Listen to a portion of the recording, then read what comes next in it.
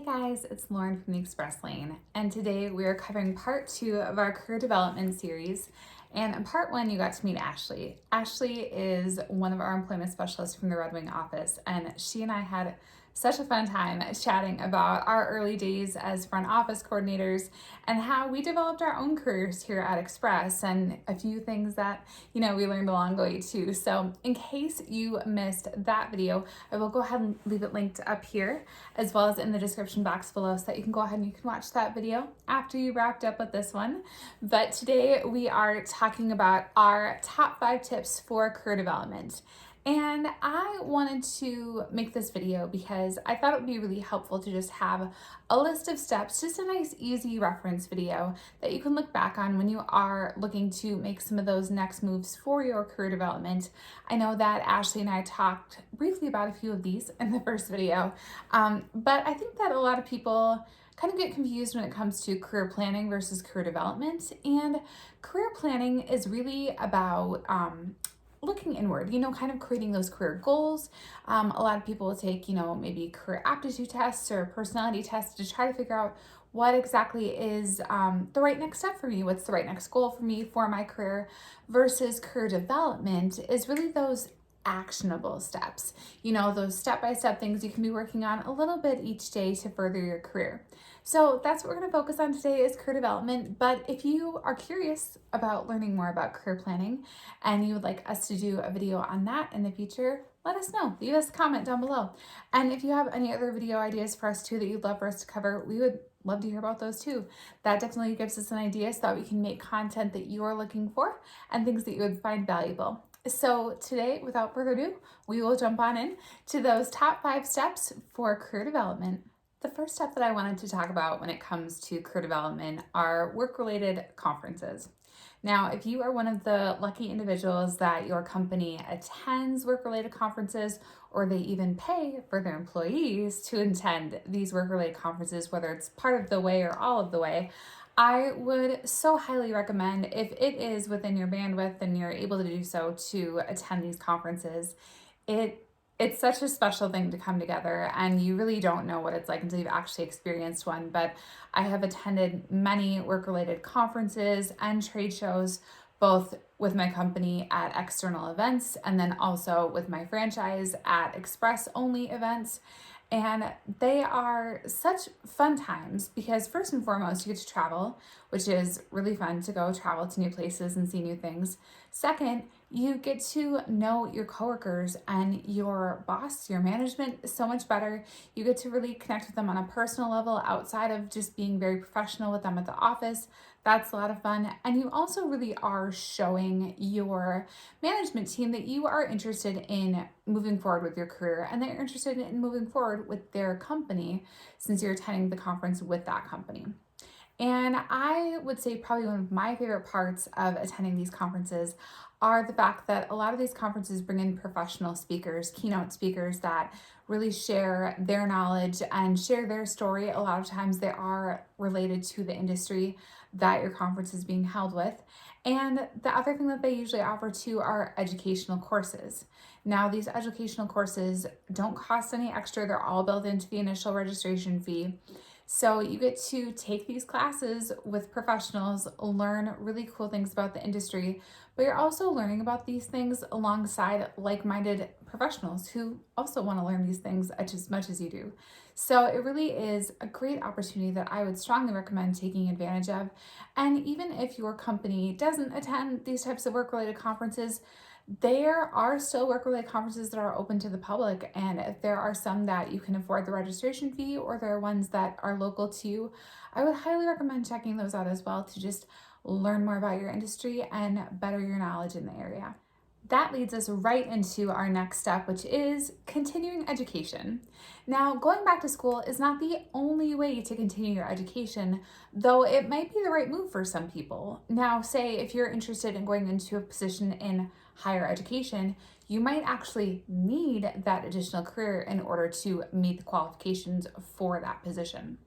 But the type of continuing education that I'm talking about today is really more about taking advantage of the resources around you. Let's say that a software company is offering a free 1 hour webinar, and this is a piece of software that you use every single day in your job.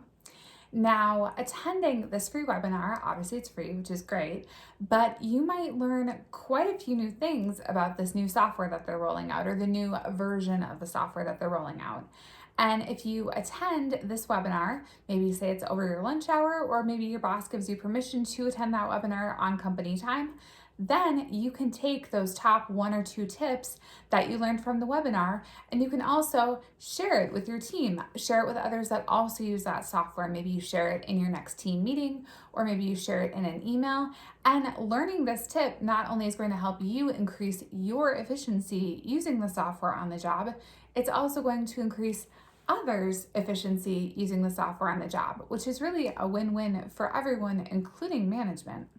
Or maybe your company offers internal trainings or internal certifications. I've worked for several companies that have had their own essentially university for that company that have a whole library full of training videos that you can watch that are, of course, linked to your actual role in the company, but they also have a lot of really great business practices that you can apply to any position far beyond your years with that company to additional companies too.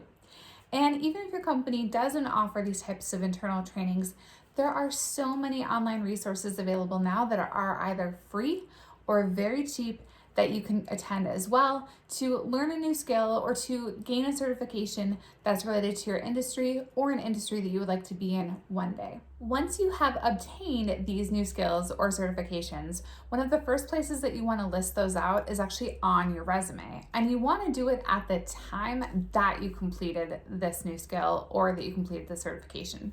And I will tell you why. Because if you are anything like me, you probably don't update your resume until you are actually looking for a new job.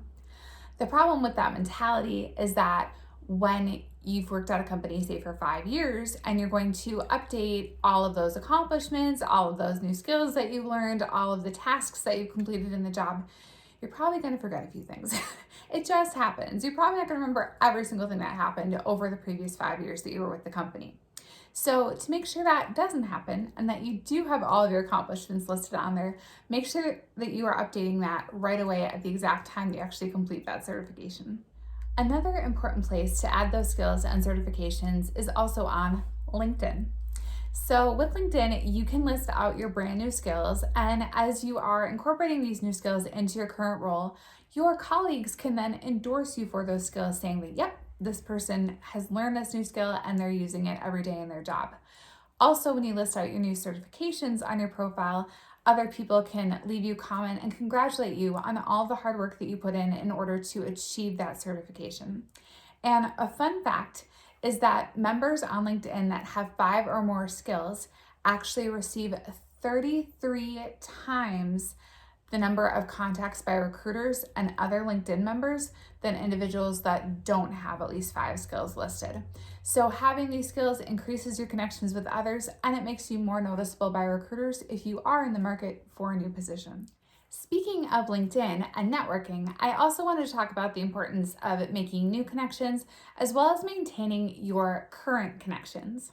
Because if there is one thing I have learned over the last year, it is that you never know when a previous coworker or a previous industry connection is going to walk back into your life, even if you have not talked to them for years. And it's really important to remember that networking, it's not just a one-time event. It's not just going to a networking event and meeting someone and then you don't really talk again. It really is about making an active choice to build these professional relationships with other people in your industry. One of the great things about LinkedIn, I feel like we're kind of on a LinkedIn roll here, is that LinkedIn actually will remind you of when your connections' birthdays are. They'll remind you when they have a work anniversary, when they're celebrating another year with the company, and they'll even give you notification when one of your connections starts a new job. So LinkedIn does a lot of the heavy lifting and sort of reminding for you to make sure that you have another way to connect with somebody, reach back out to them, even if it's been a whole year around the sun, to say happy birthday again, still thinking about you, and I still consider you to be a great connection. It's also a fantastic idea to get in the habit of connecting with new individuals that come into your life on LinkedIn.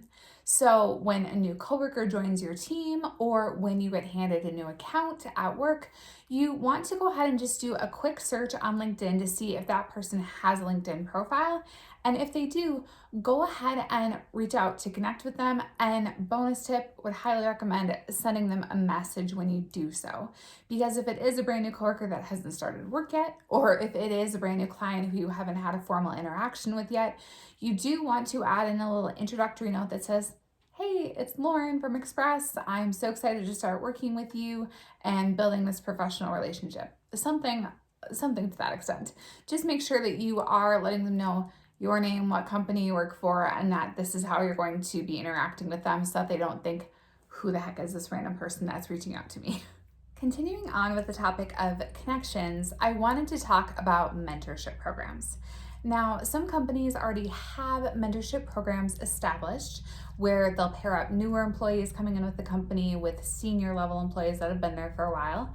And there are also some companies that offer like new leaders programs. So if an employee has shown a lot of promise as a potential leader, or if they've expressed interest in leadership in the past, companies might have a new leaders program that also covers kind of what the next steps are to moving into a management role within the company.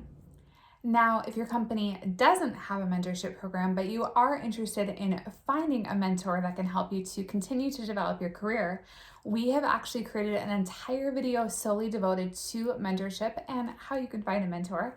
I will again go ahead and leave that link up here as well as in the description box below so that you can check that video out too once you're done watching this one. Rounding out our video for today, our final step for our top 5 steps for career development is cross-training. And if you are unfamiliar what cross-training is, it simply means to be trained in other roles or other departments within your company besides your own. And some companies have truly fantastic cross-training programs where they will train you on all of the other roles within your department, or they will train you on similar departments. And there are other companies that just seem to struggle when it comes to cross-training. I have worked for both. I worked for companies that are great at cross-training, and I've worked for companies that could use a little bit of improvement. So not all companies are certainly the same in that area, but the one thing that you can do as an employee is you can be proactive when it comes to your cross-training, and you can take initiative on your own to learn how to do some of the other tasks that other people have in their current roles. Because learning more about other people's roles within the company, number one, again, shows your management that you are interested in the company, that you're interested in moving forward, that you're interested in learning more about the company. This says an incredible amount to your manager that you are truly have taken an interest in what you're doing here besides your day-to-day activities. But one of the other really cool things about cross-training and learning about other roles, especially within your department, is that you then learn how these other roles are linked with your role. So you might have always done this specific task a certain way, and then you find out that the way you're doing it actually makes it really hard for the next person that has to pick up this task after you. So by learning how your task impacts their task, or vice versa, them learning how their task impacts your task, you can kind of streamline things, and maybe you can even figure out a more efficient way to do something than you've been doing it before. So cross-training, again, not only beneficial for you to learn more about the company, but can also really be a great way to improve your processes within your specific role as well as the department. That wraps it up for our top 5 steps for career development video. And we would love it if you think that we missed something, or you have another step that you want to add that made a huge difference in your own career development. Go ahead and leave us a comment in the comment box below. That way we can learn about that additional career development tip, and so can everyone else who watches this video. Thank you so much for watching, and we will see you back here next Wednesday at 4 o'clock Central Standard Time, where we are going to be chatting about an upcoming free event that you won't want to miss out on, because what's covered in this event might just be the thing to help you get your career in the express lane.